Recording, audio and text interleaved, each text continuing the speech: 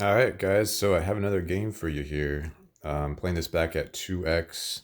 I know it's a little fast for some of you, and I understand that, but I think it's a good balance between the length of the video and trying to get all the information in. We start out with David M. By the way, I'm gonna try to explain everything to you so you can follow what's going on. He took Pyramids and Homer and Engineering Genius opening, and my opening is Hammurabi with Stonehenge. And with Stonehenge, of course, I'm looking for a code of laws, and so I was able to leave that there at 2 CA for him, so that it was a little out of reach for him.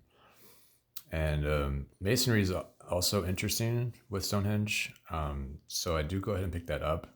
I'm not so sure that was a great idea in hindsight, but it just seemed like a reasonable pickup to me at the time, just because of Stonehenge's 4 steps. But in hindsight, probably should have just taken Code of Laws and used that. I did something else with the other action. Yeah, so the way this is opening up is with Hammurabi, I do. So that's the other reason Masonry was kind of useless was I already have Hammurabi 5 actions a turn and Code of Laws, and so I really didn't need Masonry to get that extra action. But what I do have to look forward to here is I still haven't built the second lab, and this is a great opportunity for printing press. And that's one thing that Stonehenge is nice for is you can go ahead and put off that second lab and keep that pop around, just making 2 food a turn due to 0 consumption, and then that lets you wait around for printing press with even more food. So that's what I did here. Currently on this turn, I forget that I have 5 actions, and I do that sometimes with Hammurabi. And so I'm trying to figure out how to avoid corruption with 4. I want printing press and iron, and then I'm like, well, that's corruption, but I forgot I had a 5th action. So eventually I remember, oh yeah, there it is. Okay. And I get myself into Code of Laws. And I was also toying there with, again, the Masonry and realized that, no, I should just get Code of Laws, and that'll give me an action every turn rather than just a few turns. So he's gone with a huge investment in territories with Isabella and cartography. And one of the things I think is an interesting thing about this game is that my response to that involved basically ignoring the event deck. I think when someone goes that hard into territories, and assuming that they do have some, maybe he doesn't, maybe he doesn't draw the territories, but as it turns out, he did keep playing events, and so I decided, okay, I'm just going to ignore the event deck. I'm not going to play an event.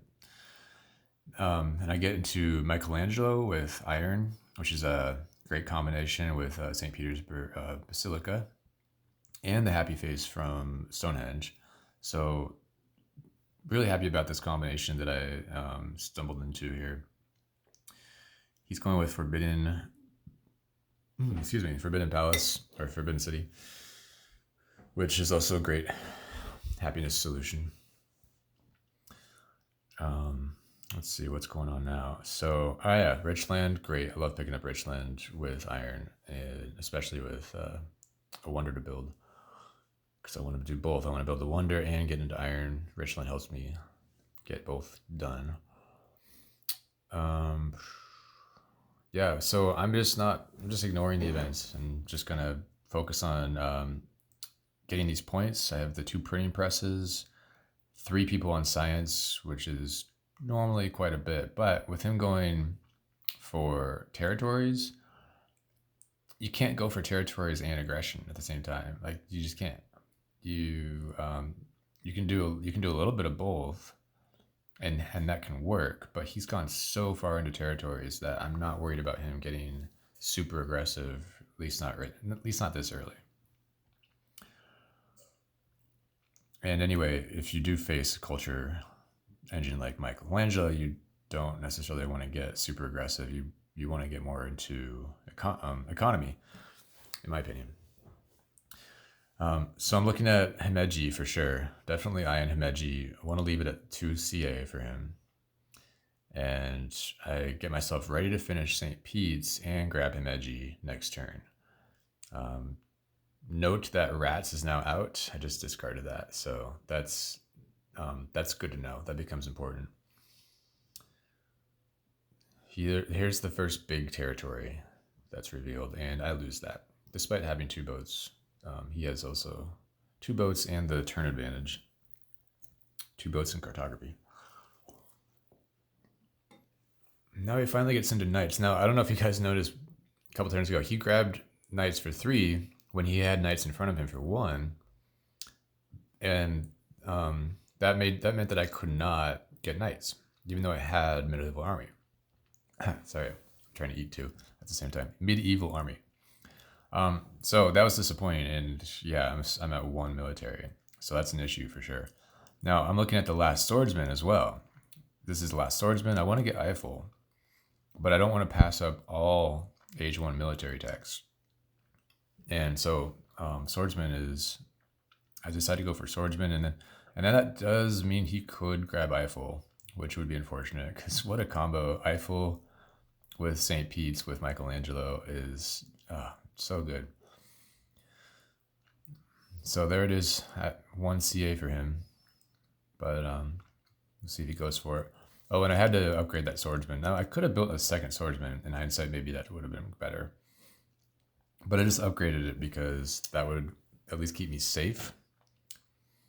Now I'm not safe anymore, though. So he's got Himeji, and he's got a 6-point advantage on military. So yeah, definitely not happy about that. Gonna have to build another Swordsman here. Now I'm looking at selective breeding. He hasn't picked up irrigation, and the other irrigation is discarded. So, oh, and there's no ocean liner. So by taking selective breeding, I lock him out of food. And then I just figured, well, why not get into some farms myself? And so I get into the farm upgrade, selective breeding. Downside of that is I have no science now. So right now I'm pretty hurting for science. And also it's unfortunate I had to invest a little bit in military, because it would have been nice to just finish the Eiffel Tower and start really cranking out the points. But he is putting that little bit of pressure on me, which is a good thing to do on his part. He's unfortunately he doesn't have a tactic to go with his knights. So it was kind of surprising to see him spending 3 on knights when he didn't have a tactic, but that did hurt me quite a bit. So maybe it was worth it. He does have scientific method that he gets into here. So he's switching kind of more to economy at this point. He needs to get his rocks up, though. I mean, he has 4 per turn, which is nice. But coal has not come out yet for him. Now there's 5 actions, actually 6 actions I want to take here, but only 5 actions that I have. So I want revolutionary idea, I want strategy, and cavalry I want just in case I draw some kind of cavalry thing. I threw away medieval. But so I actually decided, I don't have a cavalry tactic. I really want strategy with 2 MA, and I really want revolutionary idea. That's kind of where I'm weak right now, is on the science. So I just gave up cav. I mean, if he wants to hate pick cavalry the way he did knights, do it again. As you saw there, I lost on certain borders, which is devastating. Fortunately, that came pretty late. And it came late because I haven't played a single event, like this whole time almost. I don't know if I played one in the beginning. I might have. I don't think so. He gets into opera, trying to catch up a little bit, trying to stop the bleeding here on the points. And he left me cavalrymen. So that was nice of him. I don't know what he gave up to. I don't know, but he probably thought about it. I'm sure he thought about it. I'm wanting to get into navigation here to see if I can start playing events, but I just don't have the actions for it. I'm trying to get out of corruption as well. And so I leave navigation. I decided, you know what, it's not it's not really worth it. I don't really know if he's played a lot of more territories. It's really hard to like predict what you're going to draw. I mean, you can see he's ready for territories, but he's had 2 MA for this whole time. So I didn't really think that he necessarily had a lot of territories in there. So I left navigation alone for now. There's 1 territory developed, which I also do not win. So he's got quite a bit of yellows, and that definitely makes up for not having farm text on his part. He's still at the 2 agriculture.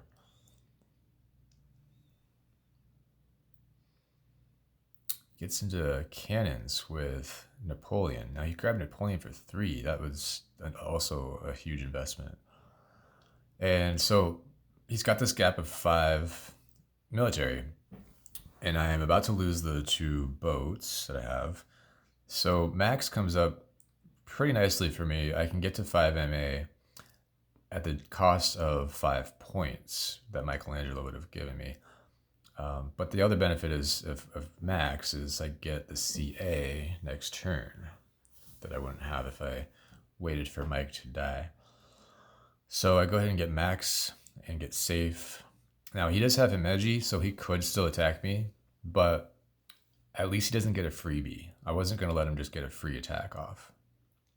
And so if he wants to sacrifice and I don't draw a boat, then okay, at least he sacrificed something to do that with very little food income. Breakthrough, important. I always love getting the science yellows. So here coal finally shows up at the very end of age 2. What else is here? Gout. I mean, we've all got our leaders. Kanmon shows up. So if I were in his shoes, I would be thinking about hate picking Kanmon. I just went Roby, but he doesn't. He goes for coal instead. Really super late to get into coal, I think, and in my opinion, he should have hate picked Kanmon. Multimedia, I'm definitely interested in that. I'm eyeing Ian Fleming here, and I was thinking maybe multimedia opera and get into Ian Fleming. The reason I didn't do that, so I played with it here, but the reason I didn't choose that ultimately was because I definitely saw him going pretty heavy on military if I did that. And he could easily knock me off of that combo and get me to just not invest in that. And I figured there's also Albert Einstein in the deck, and what else? Oh, Steve Jobs is not so good with multimedia. I think it was Einstein. I saw another. There it is. Well, shoot, that was too fast. But point being that I just didn't see that being feasible. Ian Fleming with against Napoleon. Multimedia, however, was really, really important to me.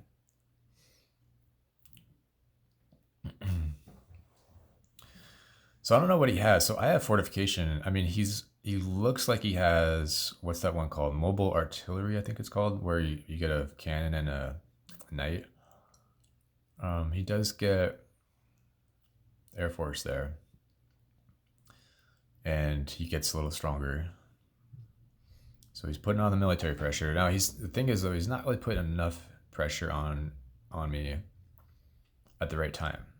And what I mean by that is I have a pretty good point lead. And you have 1 or 2 choices against that. You either like you gotta like, I don't know, like there's a little bit of pressure coming in, and that's good. But I think he needs to do a little bit of investing, which I guess he did. Okay, he got into coal a little bit. Anyway, it doesn't seem like enough. Like, I don't know if I can. It's hard to critique him without seeing his hand, but that's what I'm feeling as the other player. I'm feeling as the defender here. I'm feeling pretty safe, honestly. I'm feeling like there's not a lot of gap here military wise, and I have a pretty good lead. And if he wants to push military, that's just going to make this point lead I have all the more important. I guess that's what I was trying to say ultimately. He gets another territory, vast territory. I tried to, I tried to put a couple of guys on that, but just wasn't able to get it. Now he's looking like he has that positional army. And as you saw there, I did pass up Ian Fleming. I go for Einstein here, and I had grabbed military build it before, so that's another really important card when you're facing such aggression as I was. I go ahead and reveal fortifications here. At this point, he's built that rifleman last turn. He built that, so I figured that yeah, he could go ahead and copy fortifications, but it looked to me like he had some other plan already, and so I didn't feel like playing fortifications was a bad thing. Plus, I got to get stronger than him on this turn, which allows me to finally start playing events. Now, at this point, the territories he might have played, I'm not as worried about. Like, he got vast, yes, but it's also pretty late in the game. So I feel like against the territory strategy, you can start playing events in H3. You can start playing then. And you kind of want to do that because those events can be, of course, really lucrative in points. And also, I think it's a good time to start playing the H2 events because those are 2 points of pop at least, and then they can have some good effects for you. The point being that I never, was intending to never play events. It's just I wanted to not play events during Age 1 and 2 while the territories would become like super important. He gets into positional army. He does play that. But again, it's not that huge of a gap. He's kind of just slowly growing his military on me, and it's nothing that I can't handle. I can build more, cannons. And this turn did make me think quite a bit. There's 2 reserves right there, which is amazing. And, I do have a good amount of actions, but there's still so many things I want to do. And I thought about, well, what if I got into this Napoleonic army and maybe I could declare war on him next turn? Especially if I have, if Air Force, I got 12 science. But here's the thing. I actually had, if you look at this, I have 8 rocks next turn plus 8 in my hand. That's 16. That's 2 more cavalry plus 6 rocks. Not quite 7. And if it had been 7, I would have definitely gone for the war here. But man, I was just off by 1 rock, and so I had to take this all back, this whole plan really, and decided, you know what, I'm not going to try to get super aggressive like that. I'm just gonna lean into my economy here, my points, and play the defensive game. Also, weighing into that decision was the fact that he had Himeji Castle. I did want to play satellites in case he had any more territories coming. And I was able to pick up not only those 2 reserves, but also urban growth. Tons of rocks.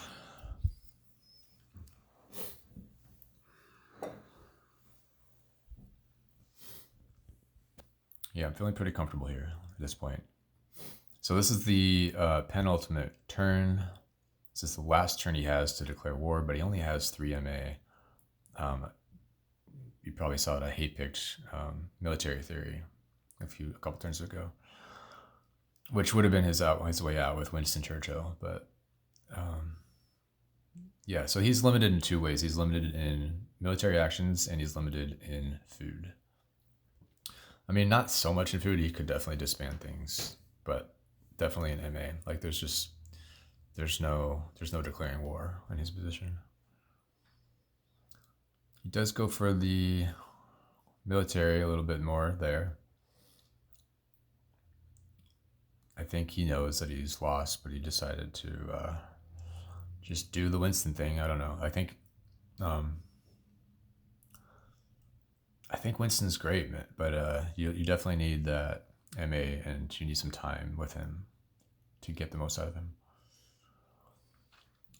So I did play that event. I was thinking about maybe not playing it, but yeah, Cold War comes out, which is fine. It's the end of the game. It's okay to lose that, I think. It's pretty easy for me to get within 6, and I even, was able to upgrade multimedia thanks to the urban growth. And so those, those were two reserves in the urban growth. They immediately pay back for me on this turn. I was able to get back all the strength that I needed. I go for engineering genius here, thinking Manhattan Project. That's the last wonder that there is. And I thought, okay, that's a good, 10 points because I'm getting 10 science per turn. Reveals a variety. I didn't play that. He played that variety. Yeah, but in hindsight, engineering genius, not such a great pick. It's I probably I'm getting a lot of points every time I play tech. I get 7 points because I have played at this point Impact of Technology. So I really just needed to focus on that, just playing more techs. And here I have 20 points, 20 science, and there's oil for 9, which fits pretty well. And I'm trying to do both here. I'm trying to see like what's better. Can I do Manhattan Project? And I can, but then I can't do the techs that I want. Plus, I have this uprising to deal with. And it's, I'm pretty sure I've won at this point. It's just a matter of trying to maximize my points. So anyway, Manhattan was not the right pick. It was, I just needed to get into oil, military theory. That's 7 points right there. And then I've played Impact of Harmony. So I'm trying to move guys out of military and over onto urban buildings. And at this point, Harmony looks like 16 points. And if I were to get one of the cannons away and back onto urban buildings, then it's 20 points for Harmony. So I'm considering that right now. I'm looking at my options. So there it is. There's the 20 points. And unfortunately, I miscalculated and I thought, oh, let's get another cannon actually. And I don't know. I wasn't doing the math right here. So I pull another cannon off and I forgot where I put it. I think I put it on like there. I put it on religion. So not the greatest move there in hindsight, but anyway, mistakes were made. And that's about it. That is the end of the game. Architecture, Harmony. There's my Harmony that I played. There's my tech. He did pretty well in tech, actually. I thought I would have a better lead on that. And there it is.